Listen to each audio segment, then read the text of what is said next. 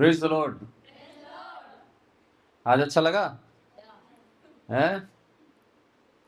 Congo के ऊपर, Congo ही बोलते हैं ना इसको, क्या बोलते हैं? कोंगो ही कहते हैं।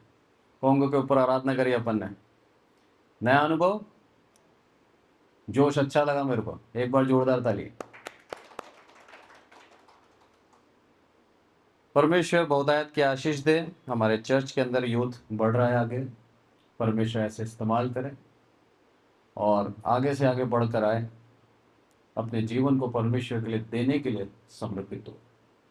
आज का वचन आपके जीवन के अंदर मैं कहूँ 5 ऐसे व्यवहार जो हमें पवित्र आत्मा से दूर कर देते हैं।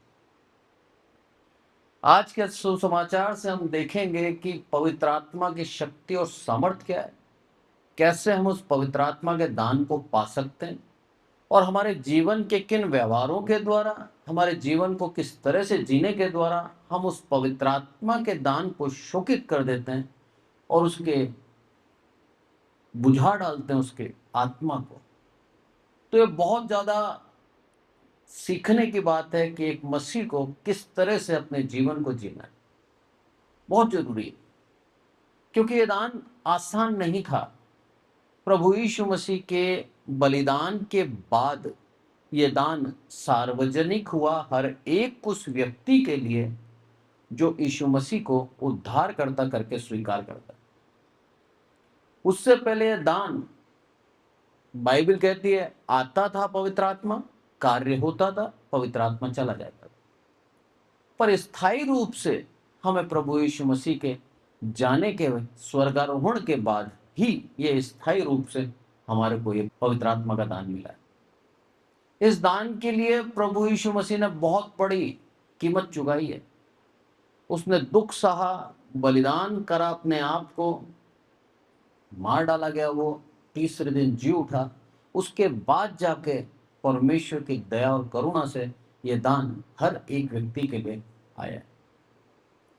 तो इस दान के महत्व को समझें, इस बाइबल की आयतों के द्वारा हम देखें किस तरह से हम उस आत्मा को पाते हैं और कौन से वो व्यवहार हैं जिनके द्वारा हम उस आत्मा को शोकित करते हैं।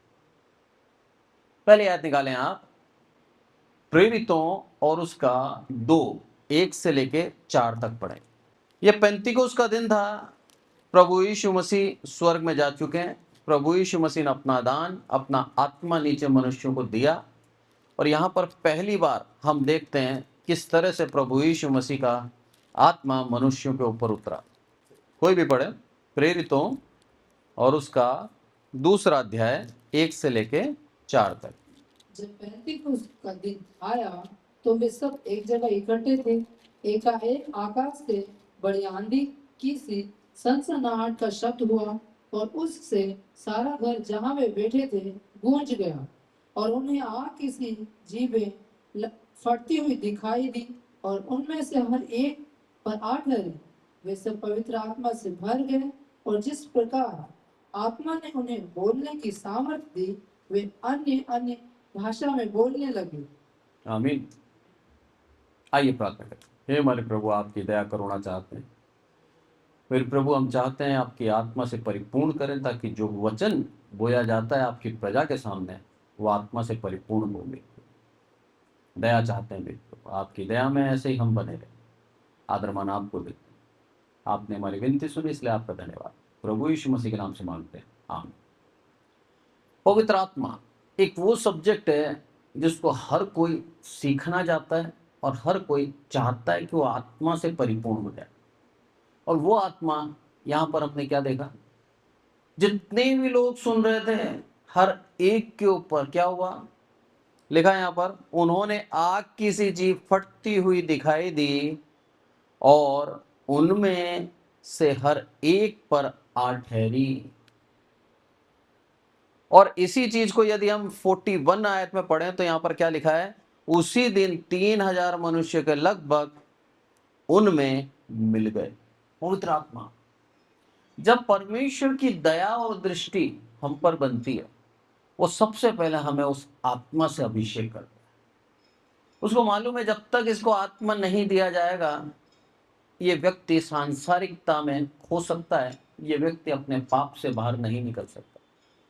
इस कारण से एक मसीह को सबसे पहले पवित्र आत्मा का दान दिया जाता है, और पवित्र आत्मा का दान पाने के लिए मसीह को करना क्या होता है, एक विश्वासी को करना क्या होता है, उसकी वचन की ओर मन लगाना होता है। जब हम परमेश्वर के वचन की ओर मन लगाते हैं, जब उसकी सुनते हैं, तब वो आत्मा हम पर आकर ठहरता है। तो यहाँ पर हम क्या सीखते हैं, इन लोगों ने क्या करा, परमेश्वर के वचनों को सुना, और जब वचनों का आदर मान इनके जीवन में आया, वो आत्मा इनके ऊपर आकर ठहरा। दूसरी एक और आयत देखें आप, मत्ती और उसका 3:16। और यीशु बपतिस्मा लेकर तुरंत पानी पे से ऊपर आया, और देखो उनके लिए आकाश खुल गया, और उसने परमेश्वर के आत्मा को कबूतर के समान उतरते और अपने ऊपर आते देखा। आमीन। क्या सीखते हैं यहाँ पर हम, आज्ञा का पालन। प्रभु यीशु मसीह 100% हर एक आज्ञा का पालन करके ये बताया, आदर्श जीवन जीकर, कि एक मनुष्य को परमेश्वर पिता की इच्छा के अनुसार अपने हितों को, अपनी अभिलाषाओं को त्यागते हुए परमेश्वर की इच्छा के लिए जीना चाहिए। यहां पर यीशु मसीह को पवित्र आत्मा पाने के लिए बपतिस्मे की आवश्यकता नहीं थी, ये चीज को सीखें हम, क्योंकि पवित्र आत्मा से जन्मा था वो, और पवित्र आत्मा से परिपूर्ण था। पर उसने बपतिस्मा क्यों लिया, ताकि परमेश्वर की उस आज्ञा का पालन करे। आज हमें भी वो धन्य आशा दी है उसने। जब हम उस बपतिस्मे से भागीदार होते हैं, तो पतरस अपने वचन के अंदर क्या कहता है, ताकि तुम पर वो पवित्र आत्मा ठहरे। परमेश्वर चाहता है कि हमारे ऊपर वो पवित्र आत्मा ठहर जाए, इसीलिए वो चाहता है कि हम आज्ञाकारी हों और आज्ञा का पालन करें। हमारे जीवन में जब हम आज्ञाकारी होते हैं, तब पवित्र आत्मा हम पर आकर ठहरता है, और उसकी शक्ति और सामर्थ्य बिल्कुल अद्भुत है। हम उस शक्ति को ऐसे अनुभव कब करेंगे मालूम है, जब वो आत्मा हमारे अंदर आएगा। जब तक वो आत्मा से वंचित हैं हम, वो आत्मा हमारे अंदर नहीं है, पवित्र आत्मा को हम ये सोच सकते हैं कि ये काम नहीं आएगा जब तक वो हमारे ऊपर नहीं उतरा है। प्रभु आज में सिखा रहा है कि हम किस तरह से उस आत्मा का आदर करें, किस तरह से हम उस आत्मा के चलाए चलें। बहुत जरूरी, उस आत्मा के चलाए चलें। हम जब तक अपने जीवन के अंदर खुद की इच्छाओं के अनुसार चलते हैं, उस आत्मा से वंचित रहे। प्रभु यीशु मसीह ने आज्ञा का पालन किया, परमेश्वर ने उस आज्ञा का पालन करके हमें बताया कि उस आत्मा का दान तुम ऐसे पा सकते। एक और आयत देखें हम, प्रेरितों, दोबारा आए प्रेरितों में, और उसका 8:14-17 तक पढ़े। जब प्रेरितों ने जो यरूशलेम में थे सुना कि सामरियों ने परमेश्वर का वचन मान लिया है, तो पतरस और यूहन्ना को उनके पास भेजा। उन्होंने जाकर उनके लिए प्रार्थना की कि पवित्र आत्मा पाए, क्योंकि वह अब तक उनमें से किसी पर न उतरा था। उन्होंने तो केवल प्रभु यीशु के नाम में बपतिस्मा लिया था। तब उन्होंने उन पर हाथ रखे और उन्होंने पवित्र आत्मा पाया। आमीन। सामरी, जिनके विषय में चेले क्या कह रहे थे मालूम है यीशु मसीह से, प्रभु ऐसा कर ऊपर से आग बरसा दे और ये पूरी नगर को खत्म कर। सामरियों से इनका विशेष प्रेम था, या फिर बोल लो कि सामरियों को बिल्कुल पसंद नहीं करते थे। यहूदी और सामरियों के बीच में अनबन थी, विचारधाराएं अलग अलग थीं। यहूदी परमेश्वर की उपासना करने के लिए यरूशलेम के मंदिर जाया करते थे, और सामरी याकूब के पर्वत के ऊपर अपना तीर्थ स्थान समझते थे। तो ये चीज को सीखना है हमें कि उनके विचारधाराओं में बिल्कुल अलग थे, उनकी सोच एक दूसरे से मिलती नहीं थी। पर पवित्र आत्मा के पाने के बाद अब यही चेले क्या कर रहे हैं, उन लोगों के लिए प्रार्थना कर रहे हैं, उनके ऊपर, सर के ऊपर हाथ रख के प्रार्थना कर रहे हैं, और ये पवित्र आत्मा से परिपूर्ण हो रहे हैं। मतलब सीखते क्या है, जिस व्यक्ति के अंदर वो आत्मा है, वो व्यक्ति प्रार्थना के द्वारा वो आत्मा को ट्रांसफर कर सकता है, वो दे सकता है।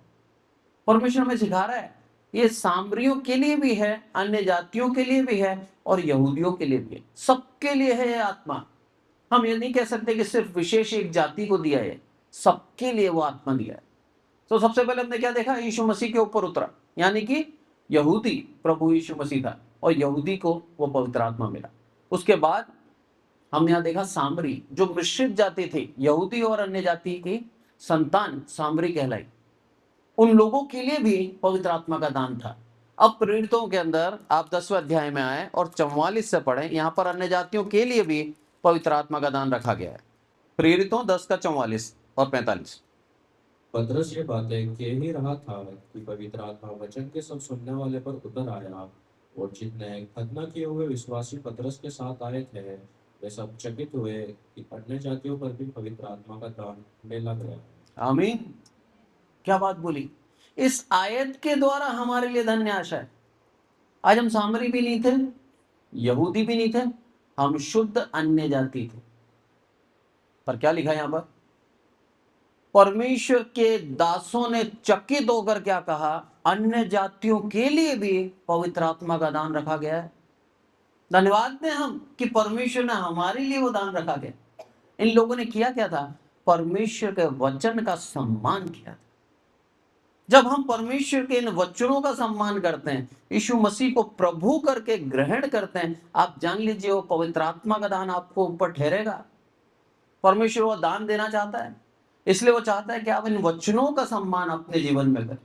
आपके वचनों का सम्मान यदि आपके जीवन में नहीं है और उसके बाद आप पवित्र आत्मा का दान चाहते हैं, तो यह असंभव है, यह नहीं मिल सकता। यहां पर हमने देखा सामरी को भी दिया, अन्य जाति को भी दिया, और यहूदी जिसके अंदर उद्धार आया था उनके लिए भी यह दान था। तो किसी को अप्रिय नहीं जाना। आज परमेश्वर का वचन हमें समझ आ रहा है कि हम में से हर एक व्यक्ति जो परमेश्वर का वचन का सम्मान करता है, भले ही किसी जाति विशेष का क्यों ना हो, उसको वो अपनी आत्मा से अभिषेक करता है। उस आत्मा के द्वारा वो प्रभु की नजदीकी में बना रहेगा, उस आत्मा के द्वारा वो पाप से बचा रहेगा, और उसी आत्मा के द्वारा यीशु को प्रभु कह के संबोधित करता है वो। तो ये चीज हमें सीखनी है कि हमारे अंदर यदि आत्मा है तो ही हम यीशु को प्रभु कह सकते हैं, अन्यथा हम नहीं कह पाएंगे। यहां पर क्या बोलता है, उनके लिए भी है, इस बात को लेकर चकित हो गए, क्योंकि अभी तक इनका सुसमाचार किनके मध्य में था, ये सिर्फ यहूदियों को सुना रहे थे, क्योंकि इनको क्या लगा, प्रभु यीशु मसीह यहूदियों में आया, यहूदियों के बीच सेवकाई करी, सामरियों को दिया, पर अन्य जातियों के लिए कोई उपाय नहीं था। इनके मन के अंदर ये विचार थे। इस कारण से पतरस के द्वारा अन्य जातियों को अभिषेक किया, अन्य जातियों को वो दान दिया गया। जब वो दान मिला तब ये जगह जगह जगह जगह अलग अलग देश में, अलग अलग नगरों में पहुंच गए, और पूरे संसार के अंदर सुसमाचार फैलाया। जो वचन कहा गया था यीशु मसीह के द्वारा कि जाओ जगत में और मेरे नाम से चेले बनाओ और बपतिस्मा दिया करो, उसी के आधार पर ये अब आगे बढ़ गए। एक और पवित्र आत्मा का हम विशेषता देखेंगे, प्रेरितों और उसका 9वां अध्याय, यहां पर आप पढ़ें 17वीं आयत।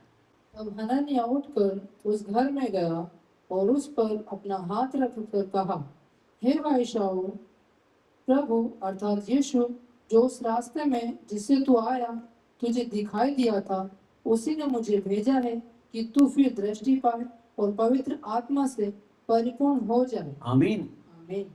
शाऊल भाई करके संबोधित कर रहा है हनन्याह।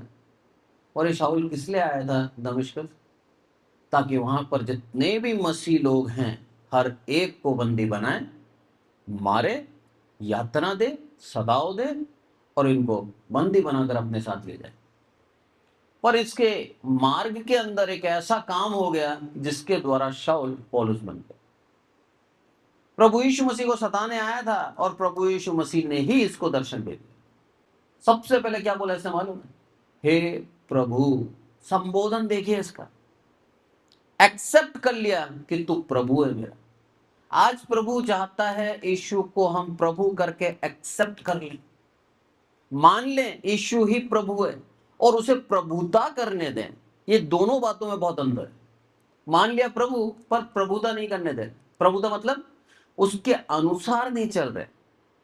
जब एक स्वामी दास के ऊपर प्रभुता करता है, उसका मतलब ये होता है कि जो आज्ञा दी दास को, वो दास वो आज्ञा का पालन करेगा।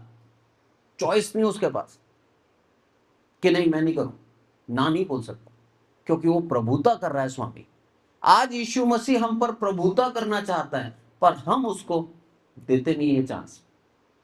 हम क्या बोलते हैं, प्रभु तो मेरा यीशु है बस, पर मेरी इच्छा के अनुसार मैं मेरे जीवन को चलाऊंगा, मेरी इच्छा के अनुसार मेरे को नौकरी चाहिए, मेरी इच्छा के अनुसार मुझे घर चाहिए, मेरी इच्छा के अनुसार मेरे को कपड़े चाहिए, सब मेरी इच्छा के अनुसार होना चाहिए। फिर हम कैसे उस यीशु को प्रभु कह सकते हैं? बहुत गंभीरता है प्रभु कहने में और प्रभुता कराने में। यहां पर पौलुस ने क्या बोला, तू मेरा प्रभु है, अब प्रभुता भी तू ही कर। यह अंतर था पौलुस में और हम में। और पौलुस बहुत ही प्रसिद्ध और बहुत ही परमेश्वर का खास एक प्रेरित बना, जिसको प्रभु यीशु मसीह के द्वारा प्रेरणा मिली। ये था पौलुस के अंदर। और पवित्र आत्मा के दान की खूबी देखिए आप, अंधकार के अंदर ज्योति पाई। जब देख नहीं पा रहा था यीशु को, सब कुछ अंधियारा था उसके लिए, प्रभु यीशु मसीह का उस आत्मा के द्वारा वो देखने लगा। 3 दिन उसके जीवन में ऐसे आए काली रात, ना खाया ना पिया, आंख बंद है, आंख के ऊपर कोई रोशनी नहीं है। और उसको पकड़ के ले जाया गया, घर के अंदर रखा गया। और वो सोच रहा है कि जो उसने ज्योति पाई, जो देखा उसने, वो कैसे संभव हो सकता है। विचारों में है वो, और अपने परमेश्वर से प्रार्थना करी। और परमेश्वर ने उसको क्या बोला, हनन्या नाम का एक व्यक्ति आएगा, तेरे पे सर पे हाथ रखेगा। और यीशु मसीह ने हनन्या को भेजा। यहां पर बात सिद्ध हो जाती है, परमेश्वर और पिता और पुत्र दोनों एक है, जो यीशु मसीह ने बोला यूहन्ना के अंदर। यीशु मसीह ने भेजा हनन्या को, और उसने प्रार्थना किससे करी थी? शाऊल ने परमेश्वर से प्रार्थना करी। और परमेश्वर ने जो कहा, उसको दर्शन दिया, उसी आधार पर हनन्या पहुंचा उसके पास। सर पे हाथ रख के जैसे ही प्रार्थना करी, उसका जीवन बदल गया। आज आपका जीवन वही पवित्र आत्मा बदलना चाहता है। अलाउ करें उसे, अपने ऊपर आने दें, भागे ना उससे, प्रभुता करने दे, तब जाके आपके जीवन में वो परिवर्तन देखेंगे आप। पर आज हम प्रभुता नहीं करने दे रहे, आज हम भाग रहे हैं उससे। आज हमें आशीषें तो चाहिए, पर उस आत्मा की अगुवाई के अंदर चलना नहीं चाहते। बहुत ही गंभीर है ये, बहुत ही गंभीर। अभी कुछ ही दिनों पहले एक मेरे पास फोन आया एक पिता का, बहुत ही दुखी पिता, अपने पुत्र के, मानसिक रोगी है उसका पुत्र, और 15 साल से करीबन उसका पुत्र इसी अवस्था में। कोई भी पिता होगा 100% दुखी होगा, और वो भी दुखी था। मेरे पास फोन किया और बोला कि मेरे पुत्र के लिए प्रार्थना करें, और चाहते थे कि ये कारण क्या है। मैंने उनको उस समय कुछ नहीं बोला, मैंने प्रार्थना करी। वो इतने निराश हो चुके थे जीवन के अंदर कि वो बोलते हैं, प्रभु यीशु मसीह पे विश्वास करने का कोई फायदा नहीं दिख रहा मुझे, क्योंकि मेरे पुत्र की अवस्था वैसी की वैसी है, और ये बहुत ज्यादा वायलेंट हो जाता है। कई बार हमारे ऊपर हाथ भी उठा लेता है, कई बार गालियां भी देता है। ऐसी परिस्थिति के अंदर पिता और माँ दोनों दुखी हैं, कोई हल नहीं दिख रहा उस व्यक्ति को। ऐसे में प्रार्थना निवेदन है, प्रार्थना करी। पर मैं आज बताना चाहता हूं, ऐसी परिस्थिति के अंदर एक सच्चा मसीह करे क्या। हम परमेश्वर के पीछे जब आते हैं, जब हमने उसकी सच्चाई को जान लिया कि प्रभु ने मेरे पापों के लिए बलिदान दिया और प्रभु की लहू के द्वारा मेरे पाप क्षमा हुए, जब उस जानने के बाद प्रभु के पीछे आए, आप जान लेना आपके जीवन में इतने कांटे देगा शैतान, इतना दुख देगा आपको कि आप वापस अपने पुराने जीवन में चले जाए। यही कारण है, जब एक सच्चा मसीह में बढ़ता है, विश्वास में बढ़ता है, उसके जीवन में पल पल हर एक व्यक्ति उसके विरोध में खड़ा होता जाता है। उसको लगेगा उसके संसार के अंदर कोई उसका साथ देने वाला नहीं। यहाँ पौलुस को देखिए आप, पौलुस अपनी टीम लेके आया था। पौलुस एक सूबेदार के रूप में आया था, और इसके साथ पूरी टीम थी। और जब ऐसा हुआ इसके साथ, अभी इसके पलटन के लोग नहीं दिख रहे इसके साथ, सब गायब हो गए। और पौलुस यहीं से जैसे ही प्रभु यीशु मसीह के द्वारा उसने ज्योति पाई, आंखों की रोशनी पाई, तुरंत ये प्रभु की सेवकाई के लिए निकल गया। पीछे मुड़ के नहीं देखा, दोबारा घर नहीं गया, प्रभु की सेवकाई में निकल गया। आज प्रभु चाहता है, उस परिस्थिति के अंदर जब निराशा है, उस परिस्थिति के अंदर जब आपको प्रार्थना का उत्तर नहीं मिल रहा है, सालों बीत गए, आपकी प्रार्थना वैसी की वैसी है, उसका कोई उत्तर नहीं मिल रहा, प्रभु चाहता है उस कांटे को आपके पास रखे रहना। वो चाहता है उसी कांटे के द्वारा आप प्रभु की नजदीकी में। आपके जीवन के अंदर वो कांटा हटाएगा नहीं। पौलुस के जीवन में भी वो कांटा था, उसकी शारीरिक बीमारी थी। वचन कहता है 3 बार मैंने प्रार्थना करी और तीनों बार उस प्रार्थना को उत्तर नहीं मिला। ये पौलुस वो है जिसने मुर्दे को जीवित कर दिया। क्या सामर्थ्य था, परमेश्वर के आत्मा से परिपूर्ण था, और जो करता था प्रार्थना विश्वास करके उसको प्रभु पूर्ण करता था। ऐसा विश्वासी पौलुस उसके जीवन के अंदर बीमारी थी और प्रभु क्या बोलता है, मेरा अनुग्रह तेरे लिए काफी है। शैतान चाहता है कि हम उस निराशा की अवस्था में आकर ऐसे शब्द कह दें जिनके द्वारा परमेश्वर के नाम की महिमा ना हो, परमेश्वर के नाम का अनादर हो।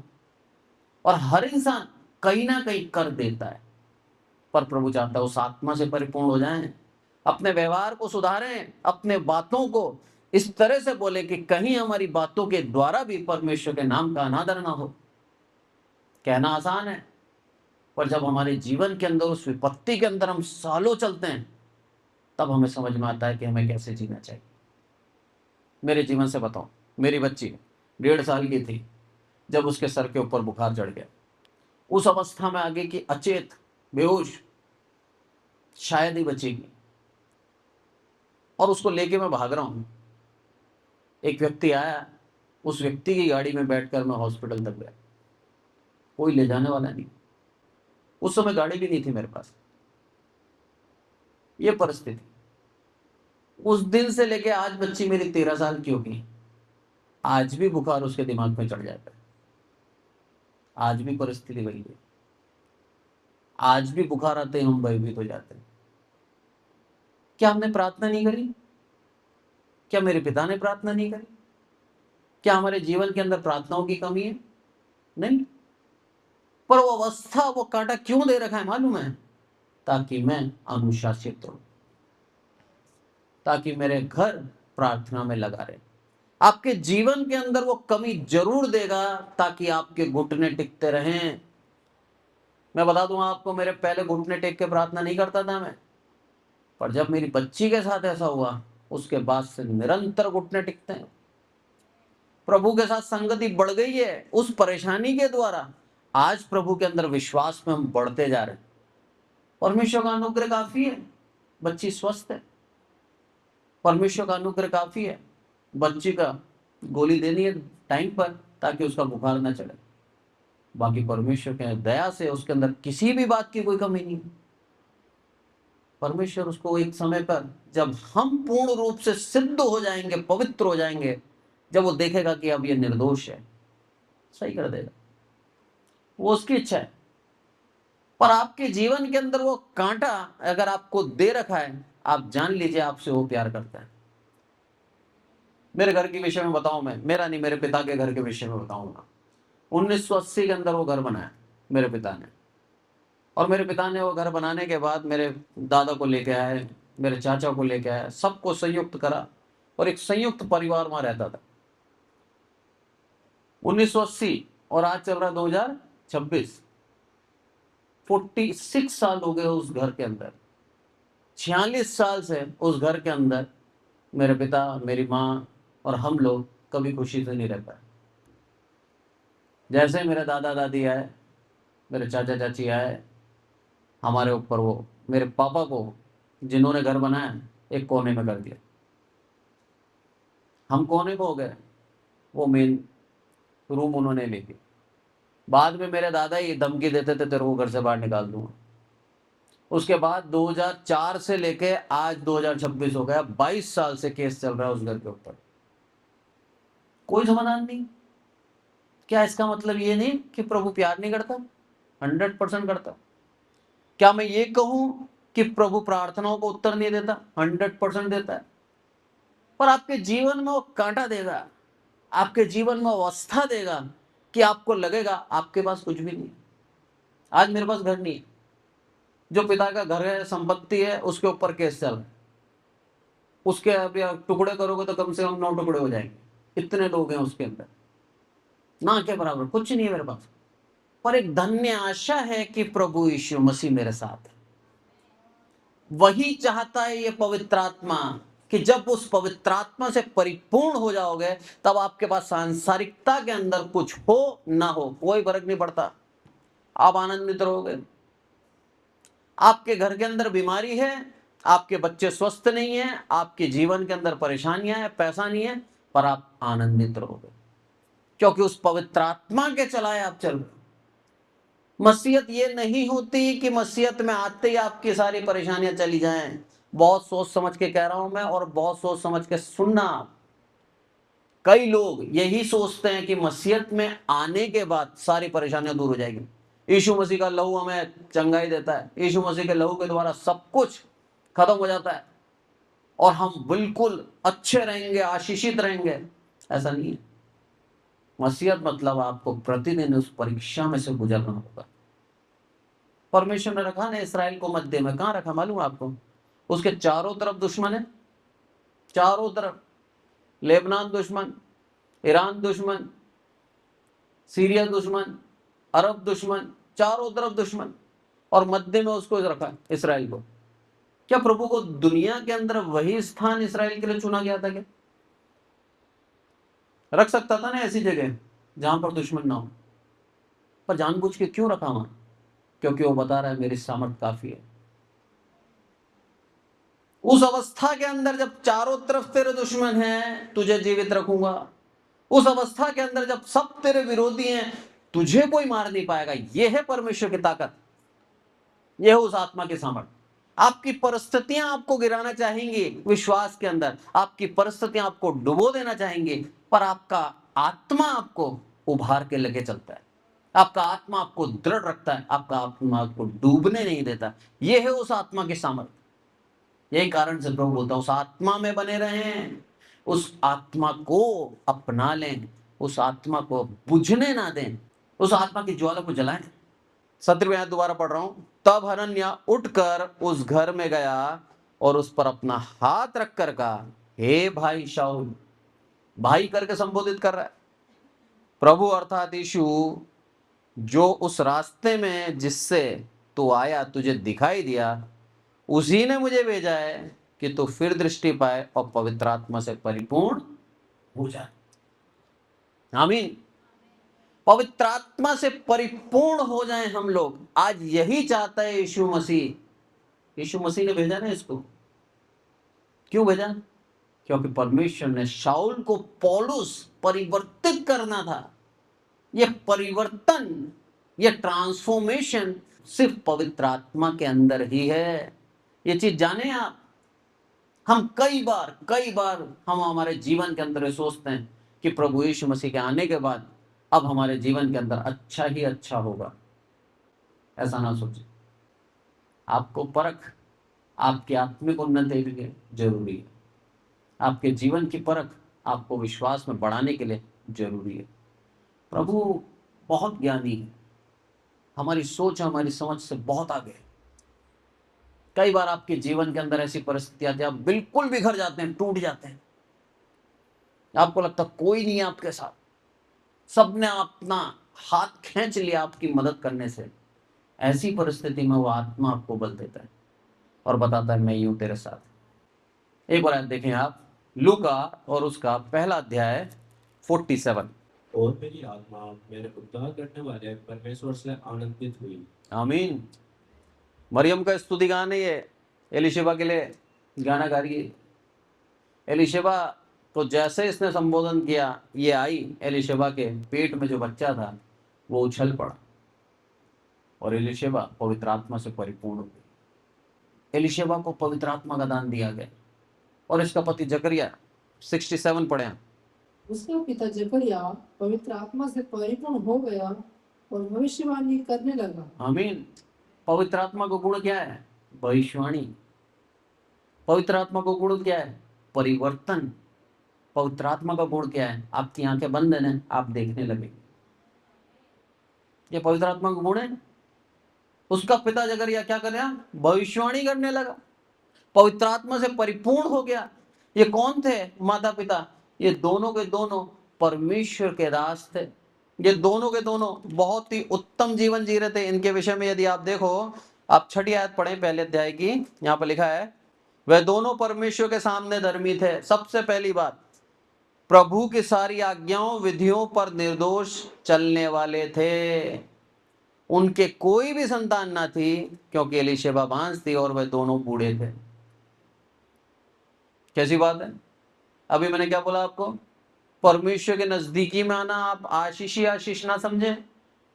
बूढ़े हो गए, शादी कब करी थी? बूढ़े हो गए, इनके कोई बच्चा नहीं। एक स्त्री के बच्चा ना होना आसान बात नहीं है। समाज के अंदर उठने बैठने के समय वो निंदा पाती है, लोग बाग मजाक बनाते हैं, उसको शर्म के साथ जीना होता है। एलीशेबा, लिखा है क्या वचन के अंदर, प्रभु की सारी आज्ञाओं और विधियों पर निर्दोष चलने वाली थी। निर्दोष, कोई दोष नहीं था। अरे ये पुराने नियम की बात कर रहा हूं मैं, नए नियम की बात नहीं कर रहा मैं। ये उस समय की बात कर रहा हूं जो यहूदी तौरात के अनुसार चलते थे। तौरा के मतलब 640 करीबन आज्ञाएं पालन करना, रोटी खाते समय पूरी विधि के अनुसार प्रार्थना करना और दिन में 5 बार प्रार्थना निरंतर करना। कोई भी दोष नहीं था। दशवांश दिया करते थे। इसका पति याजक था जकरिया, वो भी पूर्ण रूप से परमेश्वर के भवन में पवित्रता से जाता था और पवित्रता से काम करता था। ऐसा जीवन, पवित्र जीवन जी रहे, उसके बावजूद भी इनके जीवन में आशीष नहीं।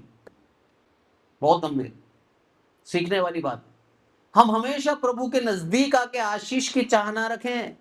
परमेश्वर हमें सिखाना चाहता है, परमेश्वर हमें चाहता है कि उसकी नजदीकी में बने रहना ही काफी है।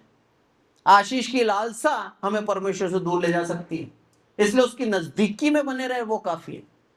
हम ये ना सोचें कि प्रभु तेरे पास आए तो ये सारी चीजें सुधरनी चाहिए, बल्कि इसकी प्रार्थना होनी चाहिए कि प्रभु तेरे पास बना रहूं। सुधरे ना सुधरे उससे कोई फर्क नहीं पड़ता।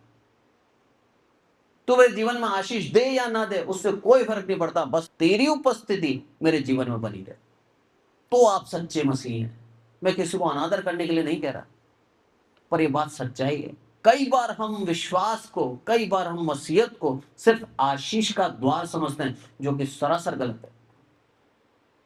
वो बात अलग है, परमेश्वर अनुग्रहकारी है, इतना दयालु है कि उसके पास आने के बाद कोई भी आशीष के बिना नहीं रहता, वो बात अलग है।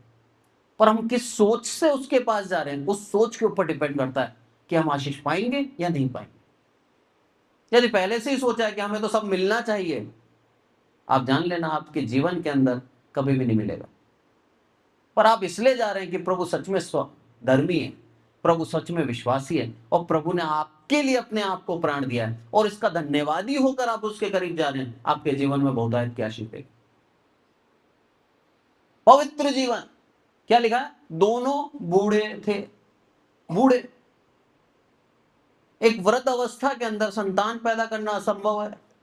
मेडिकल साइंस की अगर आप बात करें तो साइंस हमें क्या बोलती है, उम्र तक औरत बच्चा जन्म दे सकती है और एक पुरुष बच्चे को जन्म दे सकता है, पर एक उम्र निकल जाने के बाद संतान पैदा होना असंभव है। क्या लिखा है यहां पर, पवित्र आत्मा से परिपूर्ण हो गई, उसने वो संतान पाई। यह है पवित्र आत्मा का नाम। असंभव को संभव करना पवित्र आत्मा के हाथ में है। यही कारण से प्रभु क्या बोलता है, उस आत्मा में बने रहें, उस पवित्र आत्मा में रहें, आपके जीवन के हर एक असंभव कामों को मैं संभव करूंगा। पर विश्वास करें, अविश्वास न करें। आपके जीवन के अंदर जब हम परमेश्वर के नजदीक आते हैं, परमेश्वर चाहता है पूर्ण विश्वास के साथ उसके नजदीक आए। हमारे अविश्वास के कारण कई बार हम यीशु मसीह को लज्जित कर देते हैं, जो कि बहुत गलत है, बहुत गलत है। हमारे अविश्वास के कारण वो लज्जित हो जाते हैं। इसलिए प्रभु बोलता है उस आत्मा से परिपूर्ण हो जाएं, फिर हमें समझ में आएगा कि हम सच्चाई से कैसे उसके पीछे चलें। एक और आयत देखें आप, न्याययोग और उसका 14:6। तब यहोवा का आत्मा उस पर बल से उतरा, और यद्यपि उसके हाथ में कुछ न था, तो भी उसने उसको ऐसा फाड़ डाला जैसे कोई बकरी का बच्चा फाड़े। आमीन।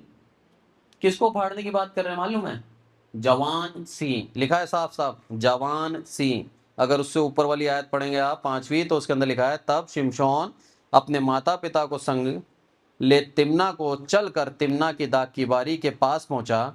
वहां उसके सामने एक जवान सिंह गरजने लगा। जवान बल को दर्शाता है, जवान ताकत है उसके अंदर, और वो सिंह उसके सामने आके गरजा।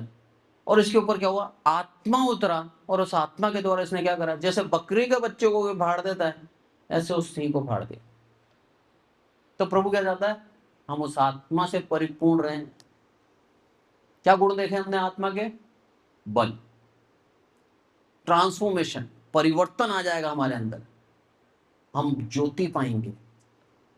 हम परमेश्वर की आज्ञा पर चलेंगे, हम परमेश्वर की दया से असंभव काम पे संभव करने लगेंगे। ये आत्मा का दान है।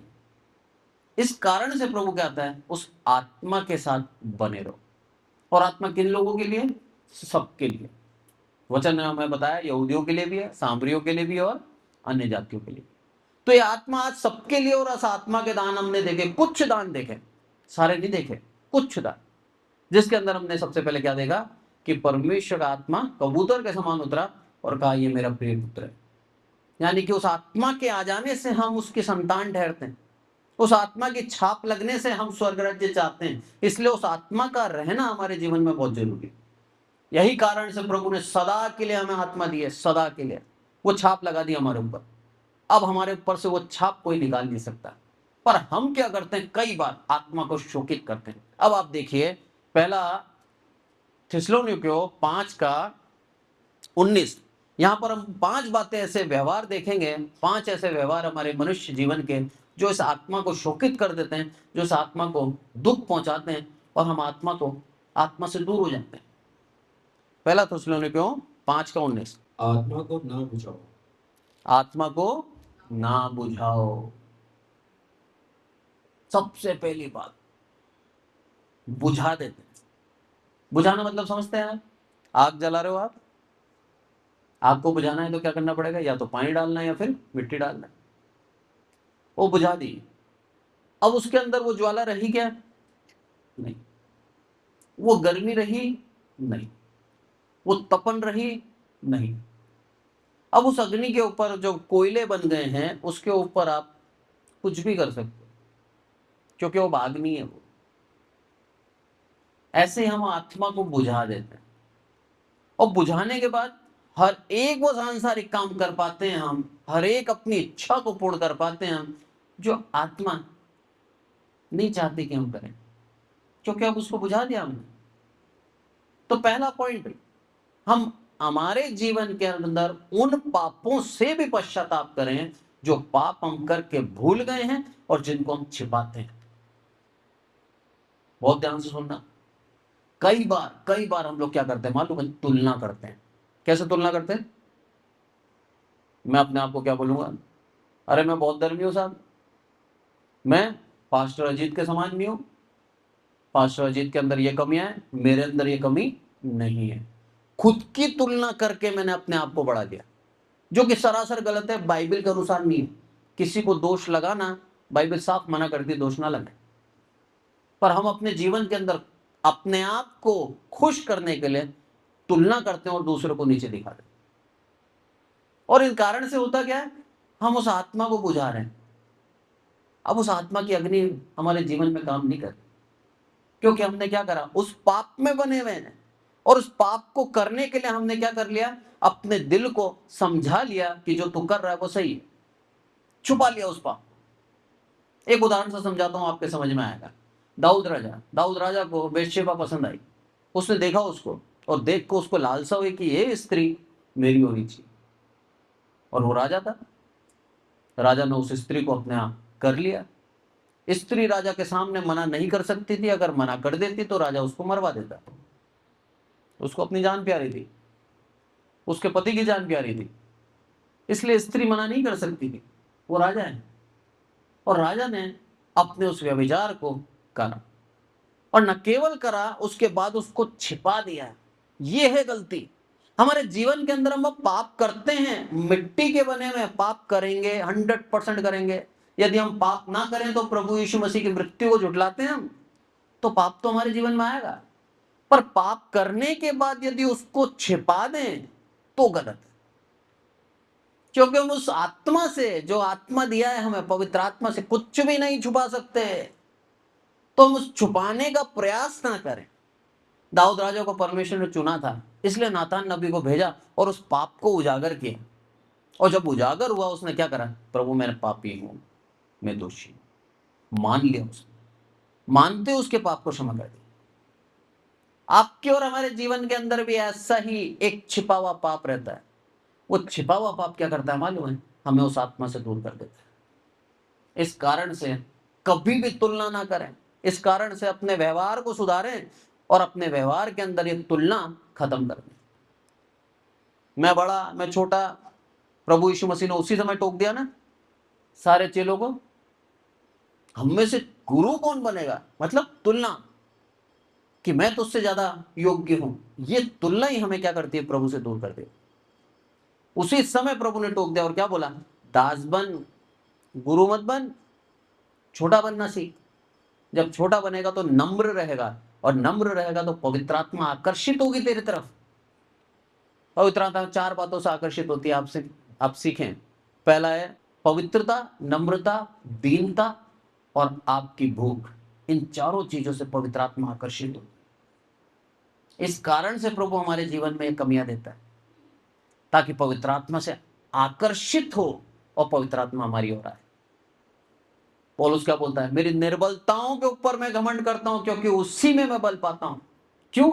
उस आत्मा से बल पाया है मैंने, इसलिए मैं निर्बल हूं। धन्यवाद है प्रभु कि तू आत्मा से परिपूर्ण करता जा रहा है, बढ़ता जा रहा है, और मैं बल पाता जा रहा हूं। पर आज हम निर्बल होना चाहते हैं क्या? नहीं चाहते। बलवान होना चाहते, दीन होना चाहते हैं क्या? नहीं। घमंड से भर जाना चाहते हैं और बताना चाहते हैं मेरे से यह बड़ा योग्य और कोई नहीं।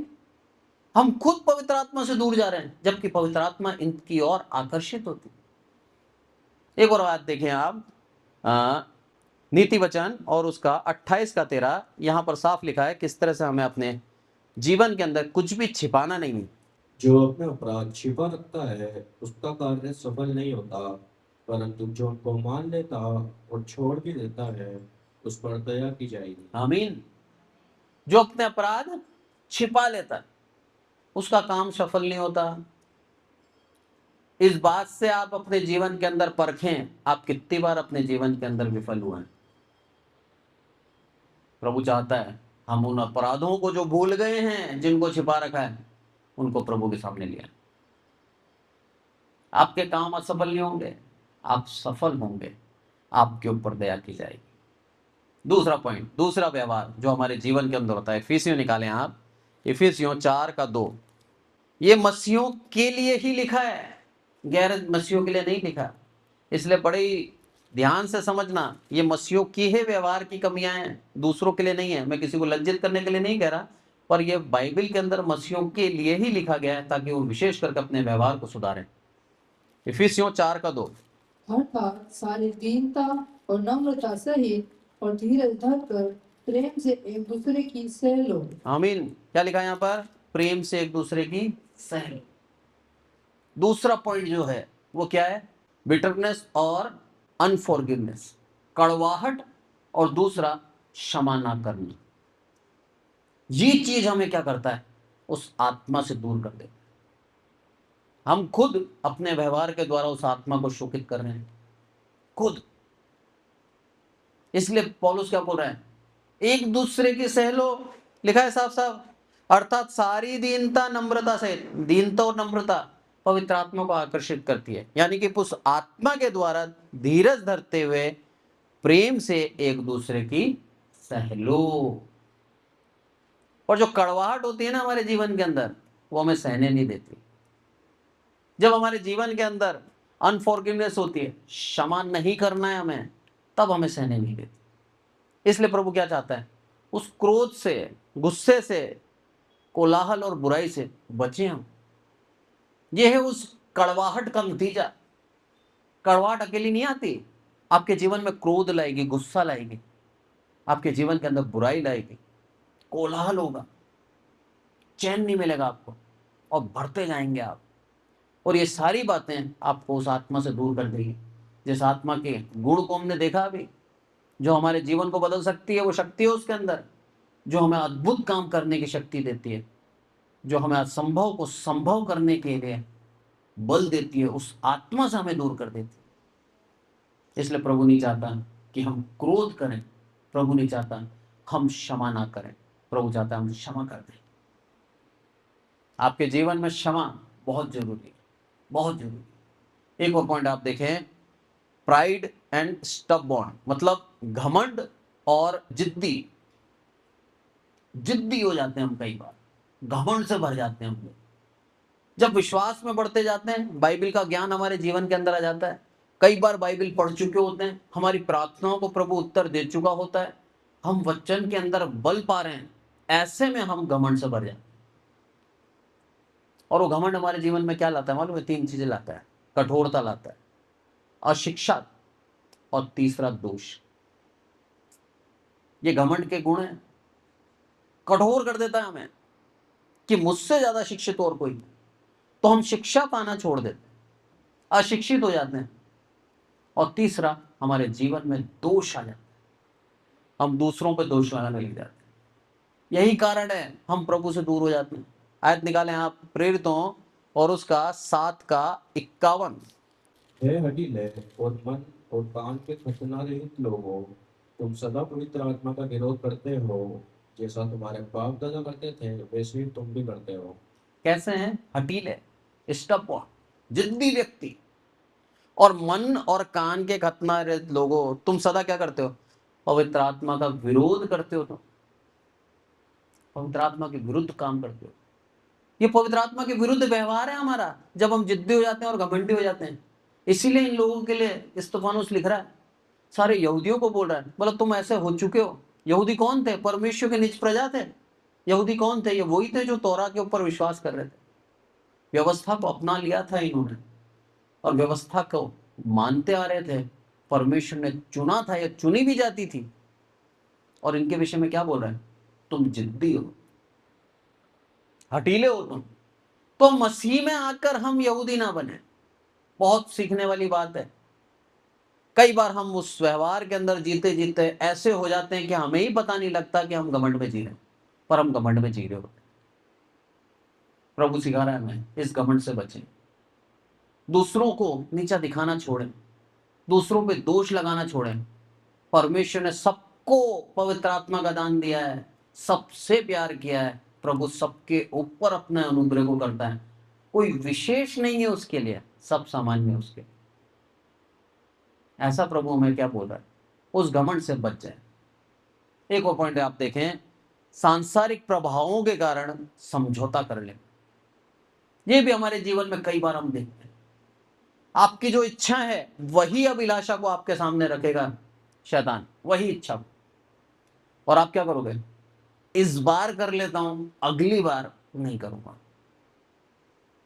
ये ढीला हो जाना, आज्ञाकारी ना होना के बराबर है। कई बार हमारे जीवन के अंदर ऐसे ही करते हैं हम। चलेगा, बाइबल के अंदर चलेगा नहीं होता। बाइबल के अंदर हाँ की हाँ और ना की ना है। हमारे जीवन में जब हम फ्लेक्सिबल हो जाते हैं, इतना तो चलता है, वहीं आप उस आत्मा को शोकित करने लग गए। इफिसियों 4 का 30 अगर आप निकालें तो उसके अंदर लिखा है साफ साफ, परमेश्वर के आत्मा को शोकित मत करो, जिससे तुम पर छुटकारे के दिन के लिए छाप दी गई है। अरे छुटकारा का दिन जिस तरह से दुष्टों के ऊपर छाप दी गई है 666 अंक की, 666 की, उसी तरह विश्वासियों के ऊपर छाप दी है इस पवित्र आत्मा की। बोला शोकित मत करो। शोकित कैसे कर रहे हैं हम? दुष्टों की बातों को मानकर। शोकित कैसे कर रहे हैं हम? उन संसार की अभिलाषाओं को पूर्ण कर परमेश्वर की बातों को टाल कर। कितना भी लेट हो जाओ आप, कितना भी लेट, आजकल एक आदत पड़ चुकी है यूथ की भी और बड़े लोगों की भी। बाइबल पढ़ते के समय अरे बहुत लेट हो गया, अब तो 11 बज गई, कल पढ़ेंगे। पर 11 बजे जब आप बिस्तर पे लेटे हो, आपको मोबाइल निकलता है जेब से, और उसके बाद वो 12 कब बज जाती है करते करते पता नहीं लग रहा। पर 15 मिनट बाइबल के देने के लिए लाइट कौन जलाएगा? उठ के बैठना पड़ेगा, आदर देना पड़ेगा। अरे थक गए, अब कल देखेंगे। ये समझौता कर लेना, परिस्थितियों के साथ समझौता कर लेना, ये बातें हमें प्रभु से दूर ले जाती। सचेत रहें, ये ऐसे छोटे छोटे व्यवहार आपको पवित्र आत्मा से दूर कर रहे हैं और आपको पता भी नहीं। हम मसीह हैं, परमेश्वर ने हमें वो दान दिया है, उस दान का सम्मान करें, उस दान के अधीन होकर चलें। और अंत में क्या लिखा है? अनाज्ञाकारिता। हमारे जीवन में हमने देखा प्रभु यीशु मसीह आज्ञाकारी होकर उस दान को पाया और हमारे लिए उपाय करा कि हम भी आज्ञाकारी होकर उस दान को पाएंगे। पर अनाज्ञाकारिता आपके जीवन में जब आती है तब आप पवित्र आत्मा से दूर हो जाते। जो काम लिखे गए हैं बाइबल के अंदर, उन कामों को यदि हम नहीं करते तो हम अनाज्ञाकारी ठहरते। लिखा है साफ साफ, दोष मत लगाओ, हम दोष लगा रहे हैं यार। लिखा है साफ साफ, ईर्ष्या ढहा ये सब नहीं होने चाहिए तुम्हारे बीच में। हमारे जीवन में ईर्ष्या भी है, ढहा भी करते हैं। ढहा क्या? ढहा समझाऊं मैं आपको। आपका मित्र एक ब्रांड न्यू रॉयल एनफील्ड लिया है और आपके पास एक पुरानी अंकल जी वाली साइकिल है, दोनों साथ में पढ़ते थे, पर वो एनफील्ड लिया है और आप आज भी उस साइकिल से जा रहे हो। आपके जीवन में वो ढहा जाएगा। कब होगा प्रभु? कब मैं ऐसा जीवन जीऊं? कब मैं भी मेरी इच्छाओं को पूर्ण करूं? कब मैं भी इसके समान एक अच्छी बाइक पे चलूंगा? आपके जीवन में वो ईर्ष्या आ जाएगी। आप अपने मित्र से बात करना बंद कर देंगे। जब वो खुशी खुशी आपके पास आएगा, आपको बोलेगा समय नहीं है यार, मेरे को जाना है कहीं। कारण क्या है? वो ईर्ष्या ने आपके जीवन में घर कर लिया और आपकी संगति दूर हो गई, खत्म हो गई। हमने मन का लगाया, सांसारिक चीजों के ऊपर मन लगाया, इसीलिए हमारा वो कड़वाहट आ गई रिश्ते के अंदर। पर यदि हमारा मन प्रभु की ओर होता तो कोई हवाई जहाज भी लेके आएगा ना तो भी आपको फर्क नहीं पड़ेगा, क्योंकि आपकी संगति प्रभु से उतनी ही बनी हुई है जितनी पहले थी। इसीलिए प्रभु बोला संगति में रहे, पवित्र आत्मा को काम करने दे, उन चीजों को मत देख जो दुनिया आज उनके पीछे भाग रही है। तेरा भागना, तेरी मेहनत स्वर्ग राज्य की ओर हो, धर्म और राज्य की खोज कर, तब जाके मैं तेरे को सारी आवश्यकताएं पूर्ण करूंगा। तो हमारी खोज प्रभु की ओर होनी चाहिए। हमें ये मालूम होना चाहिए कि मेरी संगति प्रभु के साथ अच्छी है, अब मुझे और कुछ नहीं चाहिए। जब ऐसा जीवन जीते हैं तब आपके पास कोई भी कुछ भी लिया है, आपको कोई फर्क नहीं पड़ेगा। पर यदि आप अभी भी उन चीजों को देखकर आपके जीवन के अंदर दुख आ रहा है, ईर्ष्या आ रही है, आप जान लीजिए प्रभु चाहता है आप आत्मा में मजबूत हो। आपसे प्यार करता है वो, आपको त्यागा नहीं उसने। हम मनुष्य हैं, हम में कमियां हैं, सच्चाई है, पर हमारी उन कमियों को पूर्ण सिर्फ वो पवित्र आत्मा करती है। यही कारण से प्रभु ने अपने आत्मा में दिया, यही कारण। आज प्रभु चाहता है उस आत्मा के चलाए चले। इन 5 व्यवहारों के ऊपर नियंत्रण करें, और हम नहीं कर सकते, वो आत्मा ही इन कामों के ऊपर नियंत्रण करता है। इस कारण से शैतान हमें क्या करता है? उस आत्मा से दूर करता है। हम कब उन आदतों में फंस जाते हैं हमें भी पता नहीं लगता और हम आत्मा से दूर हो जाते हैं। परमेश्वर चाहता है आज के वचन के द्वारा उस आत्मा के गुण को जाना हमने, उस आत्मा के बल को जाना हमने, उस आत्मा की ताकत को जाना हमने, उस आत्मा में बने रहे। उस आत्मा में अनंत काल का जीवन है। इस संसार के अंदर कुछ समय का जीवन जीने आए हैं। संयम रखना सीखें, विश्वास रखना सीखें, परमेश्वर की योजना पर भरोसा रखना सीखें। आपके जीवन में प्रभु बहुतायत की आशीष दे। आइए प्रार्थना। हे हमारे प्रभु, आपका बहुत बहुत धन्यवाद देते हैं मेरे प्रभु, सारी आदर महिमा आपको देते हैं।